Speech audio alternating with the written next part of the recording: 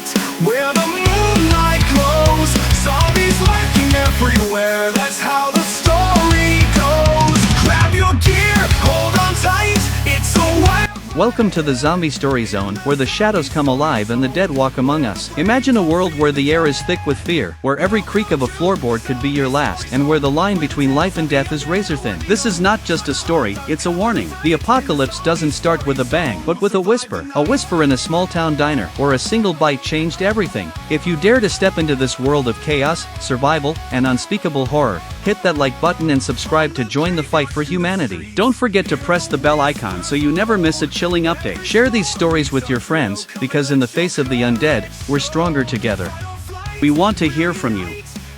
Leave a comment below and let us know how we're doing. What sends shivers down your spine? What keeps you up at night? Your feedback helps us bring you the darkest, most gripping tales. Welcome to the Zombie Story Zone. The dead are waiting. Are you ready?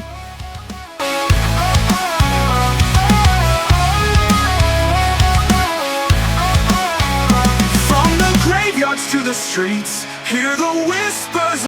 It was a quiet morning in the small town of Willow Creek. The sun was just beginning to rise, casting a golden glow over the sleepy streets. The town diner, Maggie's Place, was already open, its warm light spilling out onto the sidewalk. Inside, the smell of sizzling bacon and fresh coffee filled the air. It was a place where everyone knew everyone, and life moved at a slow, predictable pace. But today, everything would change. Maggie, the diner's owner, wiped down the counter with a rag. She was a stout woman in her 50s with a kind smile and a no-nonsense attitude. Behind her, the cook, Joe, flipped pancakes on the griddle. A few regulars sat at the counter, sipping coffee and chatting about the weather. The bell above the door jingled, and a man stumbled in. He looked pale, his skin slick with sweat. His eyes were bloodshot, and he moved awkwardly, like his limbs didn't quite belong to him. "Morning, Hank," Maggie said, frowning. "You look like you've been through the ringer. You okay?" Hank didn't answer. He shuffled to a booth and slumped into the seat, his head drooping forward. Maggie exchanged a worried glance with Joe. "Hank, you need some water or something?" Hank's head snapped up suddenly, and his eyes locked onto Maggie. His mouth opened, but instead of words, a guttural groan came out. His jaw hung slack, and a thick, dark drool dripped from his lips. "What the?" Maggie started, but before she could finish, Hank lunged. He moved faster than anyone thought possible, his hands clawing at the air. He grabbed Maggie by the arm and sank his teeth into her shoulder. She screamed, a sound that echoed through the diner like a gunshot. Joe dropped the spatula and rushed around the counter. "Hey, let her go." He grabbed Hank by the shoulders and tried to pull him off, but Hank was unnaturally strong. With a snarl, Hank turned and bit Joe's hand, tearing a chunk of flesh away. The other customers scrambled to their feet, knocking over chairs in their panic. One man, Tom, grabbed a fire extinguisher from the wall and swung it at Hank's head. There was a sickening crunch, and Hank collapsed to the floor, twitching. Maggie clutched her bleeding shoulder, her face pale. What's wrong with him?" she gasped. Joe wrapped a towel around his hand, his face grim. "I don't know, but we need to get you to the hospital." By the time Maggie and Joe arrived at the Willow Creek Medical Center, the town was already buzzing with rumors. Hank had been a local farmer, well-liked and known for his hard work. No one could explain why he'd attacked Maggie and Joe. Dr. Emily Carter, the town's only doctor, examined Maggie's wound. "This doesn't look right," she muttered, frowning at the jagged bite marks. "It's infected, but not like anything I've seen before." Maggie's skin was turning gray, and her eyes were glassy. She groaned, her body twitching uncontrollably.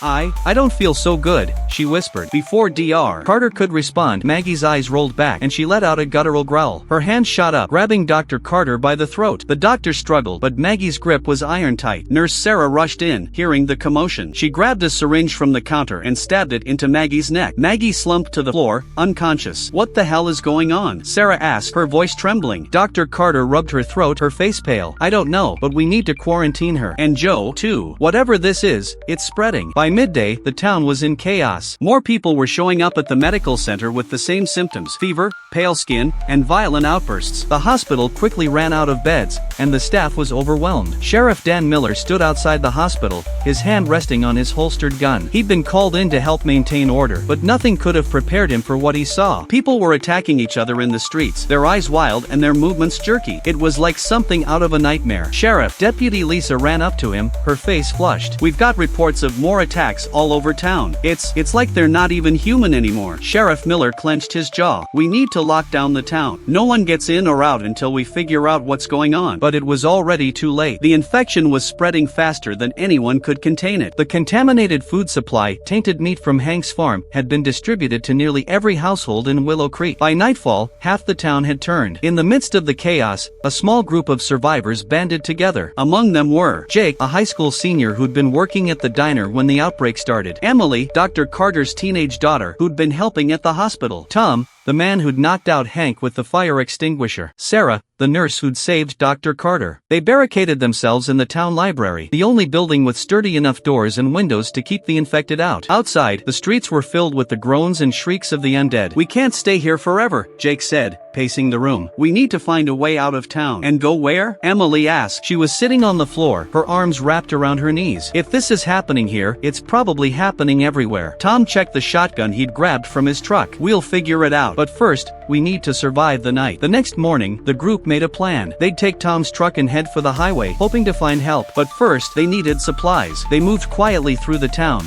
avoiding the infected as much as possible. The diner was their first stop. Jake knew where the keys to the delivery van were kept, and they needed a second vehicle in case Tom's truck broke down. But as they approached the diner, they heard a noise. It was Maggie, still alive, or whatever passed for alive now. She was crouched over Joe's body, her mouth stained with blood. Jake froze, his heart pounding. Maggie, he whispered. Maggie's head snapped up, and she let out a guttural growl. She lunged at Jake, but Tom fired the shotgun, hitting her in the chest. She fell to the ground, twitching. Let's move, Tom shouted. They grabbed the keys and ran to the van. As they drove through the town, they saw the extent of the destruction. Houses were burning, and the streets were littered with bodies. The infected roamed freely, their hollow eyes staring at nothing. The group made it to the highway, but it was blocked by abandoned cars and wreckage. They had no choice but to continue on foot. As they walked, they talked about what had caused the outbreak. It had to be something in the food, Sarah said. Hank's farm supplied most of the town. If the meat was contaminated. But how? Emily asked. What could do this to people? No one had an answer. Days turned into weeks as they traveled, searching for a safe place. Along the way, they encountered other survivors, some friendly, some not. They fought off more infected, scavenged for food and supplies, and slowly began to piece together what had happened. The world had changed. The zombie apocalypse had begun in a small town diner, and there was no going back. The group eventually found a small community of survivors living in an abandoned military base. It was fortified and self-sufficient, with enough resources to last for years. But even here, they weren't safe. The infected were everywhere, and the threat of other survivors, desperate and dangerous, was constant. As they settled into their new life, Jake thought about Willow Creek. It felt like a lifetime ago, but he could still see Maggie's face, hear her voice. He wondered if things could have been different, if they'd known sooner. But there was no use dwelling on the past. The world was a different place now, and survival was all that mattered. As the sun set over the base, Jake stood on the wall, looking out at the horizon. Somewhere out there, the infection was spreading. And somewhere, maybe, there was hope. But for now, they were alive. And that was enough.